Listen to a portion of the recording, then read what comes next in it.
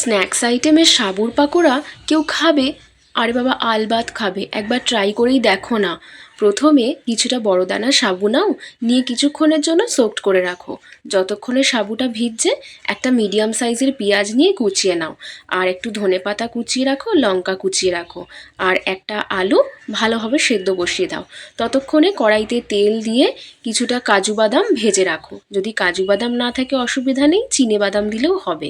এরপর ভিজিয়ে রাখা সাবুকে জল ঝরিয়ে রেখে সেদ্ধ করা আলু, কুচনো পেঁয়াজ, ধনেপাতা, লঙ্কা কুচি, ওই ভেজে রাখা বাদামটা আর একটু জিরে, শুকনো লঙ্কা ভেজে শুকনো খোলায় গুঁড়িয়ে রেখেছি, সেই মশলাটা দিয়ে দাও।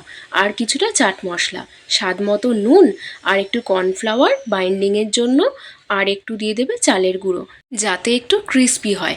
ব্যাস, সব কিছু একসাথে মিলিয়ে মিশিয়ে একটা ডো তৈরি করে নাও। সেখান থেকে কিছুটা করে পরিমাণে কেটে কেটে এরকম বড়ার আকারে বা পাকোড়ার আকারে যেভাবে হোক ডুবো তেলে ভালোভাবে ক্রিস্পি করে গোল্ডেন ব্রাউন করে ভেজে নাও। তবে বড়াগুলো ভাজার সময় গ্যাসের ফ্লেমটা কিন্তু অবশ্যই মিডিয়াম ফ্লেমে রেখে ধৈর্য ধরে ভাজতে হবে, নালে ওপরে রং ধরে যাবে আর ভেতরটা কাঁচা থেকে যাবে। তো এইভাবে ডুবো তেলে একদম ছাঁকা করে ভেজে নিয়ে সার্ভ করো গরম গরম সাবুর পাকোড়া। সাবুটা থাকাতে যতটা ক্রিস্পি হবে, আর ভেতরে আলু দেওয়াতে কিন্তু ততটাই সফটনেস একটা আসবে। খেতে কিন্তু বেশ মজাদার। আর ধনেপাতা দিতে ভুলো না, ধনেপাতার ফ্লেভারটা কিন্তু অসাধারণ লাগে।